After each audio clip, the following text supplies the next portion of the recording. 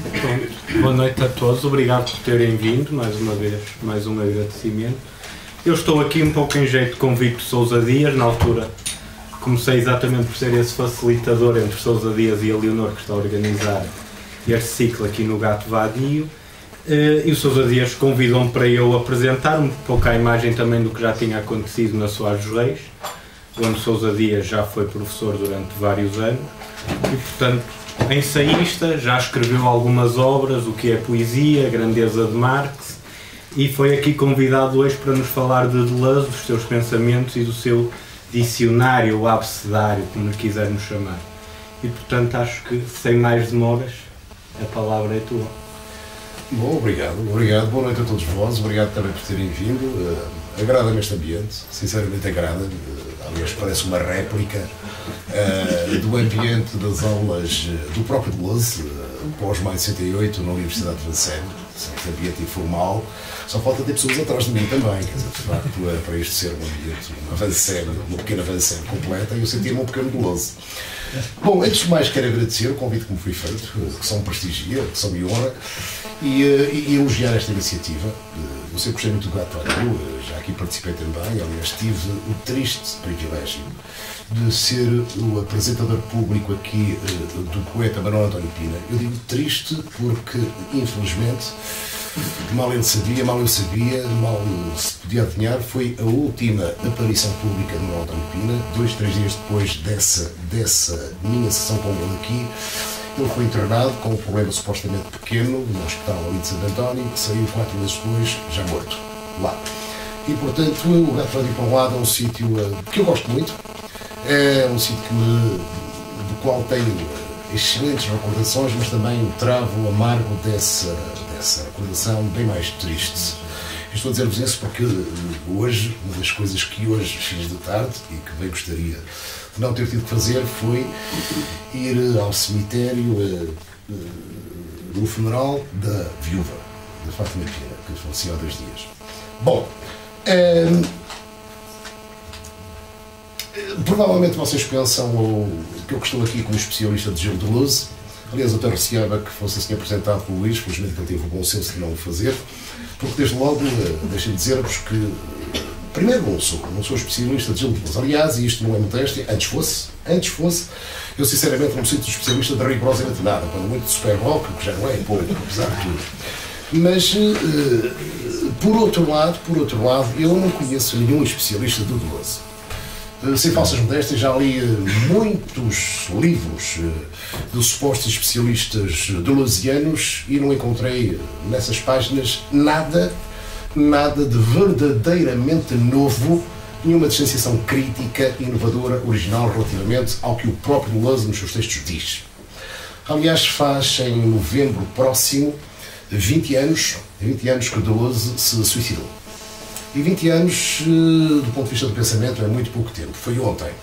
Ou seja, ainda falta recuo suficiente no tempo para que alguém, que ainda não surgiu e que não serei eu, possa, de facto, ver nos textos de Deleuze o que neles há de francamente novo e que, de facto, ainda é cedo demais, estamos demasiado próximos dele, para ser capaz de captar.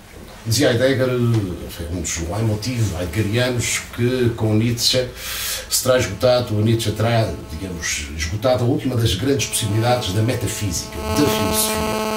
Bom, eu diria que qualquer leitor sensível e inteligente de Deleuze sente, lendo, que há ali qualquer coisa de profundamente novo, de profundamente original, de facto uma nova via, um novo caminho, por ele só descoberto, e que ainda está muito, muito longe de poder ser por nós verdadeiramente apercebido, trabalhado, reinventado e, portanto, nesse sentido, ainda está muito longe de poder suscitar precisamente especialistas.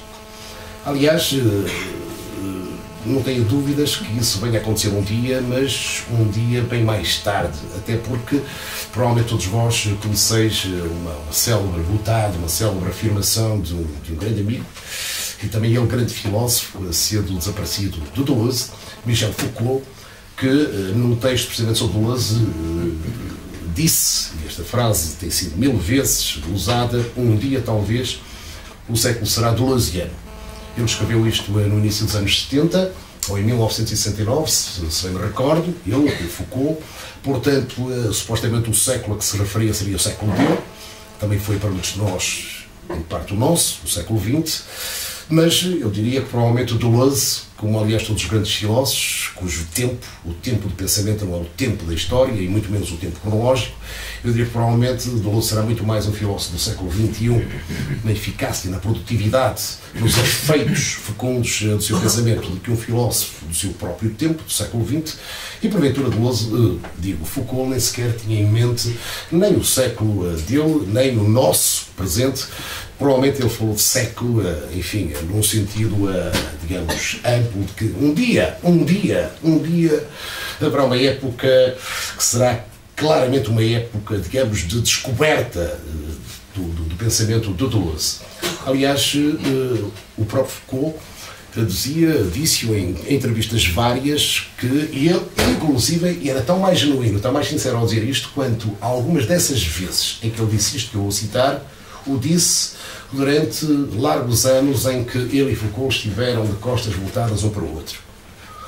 Houve um motivo, enfim, de zanga entre eles, que fez com que eles, de facto, não se falassem durante muito tempo, não se encontrassem, até porque, entretanto, Foucault foi dar aulas para os Estados Unidos, para a Califórnia, mas isso não impediu, estamos a falar de pensadores, não de homens comuns, que eles mantivessem um pelo outro uma imensa admiração. Aliás, foi Deleuze quem fez a oração fúnebre de Foucault quando do enterro deste, e com que lágrimas, com que emoção, e por sua vez Foucault disse várias vezes em entrevistas que Deleuze tinha sido o único espírito filosófico em França em todo o século XX. Portanto, havia entre eles uma profunda admiração. Aliás, nisto Foucault antecipa uma outra afirmação que eu subscrevo em absoluto, de um outro grande pensador, esse ainda vivo, felizmente ainda vivo, um dos poucos gigantes da filosofia ainda vivos, o italiano Giorgio Agamben, precisamente cerca de 2 semanas após o suicídio do Deleuze, e num suplemento especial dedicado a Deleuze, suponho que do Le Monde, creio que foi do Le Monde, se foi do Le Monde, foi do Libération, foi de um destes 2 jornais, tinha um pequeno texto, mas um texto extremamente comovido e comovente, em que dizia uma coisa que, volto a dizer, sublinho sem qualquer hesitação. Dizia ele, só houve 2 grandes filósofos, se vimos a coisa, com o recuo que nos permite olhar hoje para a Grécia e falar de meia dúzia de grandes filósofos. Quer dizer, se pudéssemos numa máquina do tempo recuar à Grécia daquele tempo, descobriríamos que para eles gregos contemporâneos dos primeiros filósofos não houve meia dúzia de grandes filósofos, ou para aí 30, 40, 100. Isto é, se vimos a coisa à distância, com um recuo crítico que nos permite falar apenas dos Everestes do pensamento, sei lá, dos Platões, dos Aristóteles, dos Descartes, dos Kant, eu compreendo e subscrevo que Agamben diga que em todo o século XX, a nível universal, a nível mundial, só houve 2 grandes filósofos. Esses 2 grandes filósofos foram Heidegger e Deleuze, precisamente. E eu subscrevo em absoluto, como digo, esta afirmação. Portanto, eu não venho aqui como especialista de Deleuze, não sou, espero que já vos tenha convencido que não digo isto por modéstia, antes fosse, quem me dera que fosse por modéstia, que eu dissesse isto, não é por modéstia, venho aqui apresentar-vos, conversar o tema genérico deste excelente ciclo, que é uma excelente iniciativa da Agathe Badiou, ou de alguém pela Agathe Badiou, chama-se, creio que, Conversas sobre Pensadores Contemporâneos. Bom, embora alguém tive esta ideia excelente, espero que, como a Leonora praticamente prometeu, esta ideia venha a ter sequelas, novas edições próximas, mas para todos os efeitos, não é pois como especialista, estou aqui para apresentar Deleuze. Mesmo assim, deixem-me dizer-vos uma coisa, e com isso vou entrar diretamente naquilo que aqui me traz. Bom, se eu nunca li nenhum livro de suposto especialista sobre Deleuze que me parecesse valer de facto a pena, já li muitos livros de apresentação de Deleuze, eu próprio publiquei um, e alguns deles, não me refiro ao meu, garanto-vos, alguns deles excelentes. Sem dúvida que há excelentes apresentações e introduções ao pensamento de Deleuze. Todavia, a melhor apresentação que eu conheço do filósofo, aquela que é para mim, de longe, a melhor apresentação do Deleuze é a sua própria apresentação, a auto-apresentação que deu pessoalmente e do seu próprio pensamento, ele fez num documentário audiovisual extraordinário que se chama precisamente L'Abécédaire de Gilles Deleuze, o Abecedário de Gilles Deleuze, em que ele, portanto, se apresenta e apresenta as suas ideias, o seu pensamento, através de entradas, sucessivas entradas, alfabeticamente ordenadas, de A a Z. E foi esse documentário, ou foi essa ideia do Deleuze que inspirou a minha hoje. Garanto-vos, não entrem em pânico, não vou apresentar o Deleuze de A a Z, estamos aqui, nunca mais saímos aqui, nem às 4 da manhã. Vou fazer, são muito poucas as letras aqui de entrada, mas de facto a inspiração veio-me desse documentário. E portanto vou começar, só agora é que vou começar, e vou começar pela letra A, e o meu A é precisamente esse, Abecedário de Gilles Deleuze. É um documentário, como digo, é um documento em registro audiovisual extraordinário, que foi gravado ao longo de 3 sessões espaçadas no tempo, entre 1989 e 1990, que tinha uma cláusula à partida. Essa cláusula era que o documentário só fosse, quer via televisão, quer via, enfim, na altura eram as cassetes de VHS, só fosse tornado público após a morte do filósofo. Portanto, a título póstumo, a última palavra que se ouve Deleuze dizer ao fim dessas 8 horas é póstumo. Bom, e que curiosamente o filósofo acabou por autorizar que fosse divulgado quinzenalmente, letra a letra, pelo canal franco-alemão, então recentemente surgido, a Arte, por precisamente se considerar então, estamos a falar, enfim, de 93, 94, vivo em instância de morte. A expressão é dele. Isto é, alguém que está, mas no fundo não está já vivo. De facto, Deleuze viveu os últimos 2 anos em condições horrorosas, completamente entubado, com uma gravíssima deficiência respiratória, agarrado a botijas de oxigênio, enfim, foi essa situação de desespero que o levou a desmestrar-se ao suicídio, tirando-se do 7º andar em que vivia abaixo.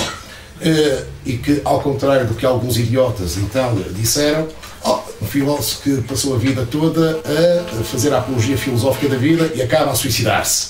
Bom, a verdade é esta, é que a morte de Deleuze, o suicídio de Deleuze, é ainda uma prova do amor à vida que ele tinha. Ele suicidou-se por não poder continuar a viver, por ser absolutamente impossível continuar a viver. Ou, se quiser, porque ainda vivia em condições que já eram condições de alguém que, como ele dizia, e volto a citar, era um vivo já em instância de morte. Depois um documentário acabou por ser publicado, primeiro como digo, em cassetes VHS, um ano após a morte do filósofo, em 1996, e hoje circula por aí numa belíssima edição, precisamente da Arte e das edições Montparnasse, não vou fazer publicidade, penso que posso ser estas coisas, já em DVD. Bom, é um documentário extraordinário.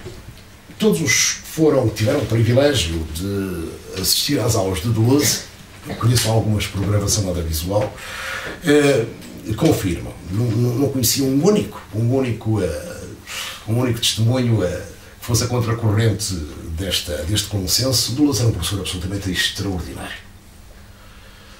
Ouve-se Deleuze, eu falo do próprio efeito de Deleuze em mim quando pela enésima vez revejo, nem que parcialmente, o Abecedário, e começo a sentir-me inteligente. Quer dizer, é como se, vendo e ouvindo Deleuze, eu me sentisse tão capaz de pensar como eu.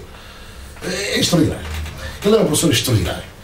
Era um professor que preparava meticulosamente tudo quanto dizia, mas dando a aparência de que, enfim, estava a improvisar. Quem, desprevenidamente, vir este documentário, estas 8 horas, vai pensar que o Deleuze, que ele ia conversa com a então lindíssima, se era linda, Claire Parnet, há de pensar que ele que está ali a improvisar sobre aqueles temas, a dizer as coisas de uma forma mais ou menos, enfim, espontânea. E sabemos por um testemunho póstumo, enfim, ao Deleuze e póstumo à gravação deste documentário, que tudo quanto Deleuze ali disse tinha sido preparadíssimo em notas. Digamos que Deleuze tinha a mesma regra que eu acho que todos os grandes têm. É preciso treinar muito para que depois tudo pareça um improviso. Era exatamente isso que ele fazia. Bom, este documentário é extraordinário porque, como digo, esta apresentação que o Lousa faz de si é a mais simples, é a melhor que eu conheço das apresentações.